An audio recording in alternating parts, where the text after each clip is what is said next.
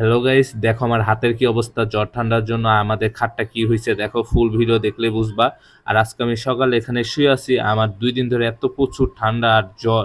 জ্বর না, ঠান্ডা 2 দিন ধরে আর ভালো হইতেছে না, এই গরম আর ঠান্ডার কারণে। আর এখানে আমি শুয়ে আছি আর দেখো হলো এখন বাজে কয়টা, 2টা 45 বাজে, তাও আমি শুয়ে আছি। আর আমার সাথে আজকে এরকম একটা জিনিস হলো আমি ভাবতেই পারি নাই। আর এখানে দেখো আমার ঠান্ডার কারণে আমার চেহারার কি অবস্থা হয়ে গেছে, পুরা মুখের কি অবস্থা দেখো, ফুল ভিডিও দেখলেই বুঝবা। আর হলো তারপর আমি এখানে শুয়েছিলাম আর আমার হাতের কি অবস্থা হয়েছে দেখো, মাত্র 2 দিন ঠান্ডা লাগা। তারপরে এখানে আমি হাত দেখাইতেছিলাম।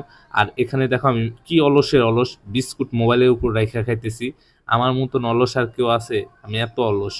তারপর এখানে বিস্কুট খেতেছিলাম আর মোবাইলের উপর রাইখা। আর দেখো আমার কাবারটা আমি নতুন বানাইছি। আর এখানে আমার খাটে কি হলো, আমার খাটের চারাটা হলো পড়ে গেছিল, তারপরে এটা ফুল খুইলা আবার জাজিম উঠায়, তারপরে ফুল খুইলা তারপর আবার ঠিক করা লাগছে। তাহলে বুঝো আমার ঠান্ডা, তারপরে ওইটা ঠিক করা লাগছে কারণ শোয়া যাবে না এর জন্য।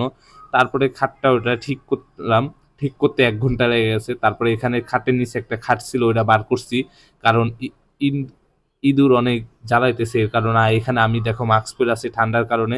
আর এখানে আমার গেঞ্জিটা আমি ভিজাইতেছিলাম কারণ আমার কাপড় চোপড় আমি ধুই ছোটকাল থেকে। তারপরে হলো এখানে আমার ঝর্ণার কি অবস্থা দেখো। আর কার কার বাসায় এরকম কমেন্টে জানাবা। গাইস আমরা অনেক গরিব। আর লাইক কমেন্ট শেয়ার করো, পেজটা ফলো করে দিও।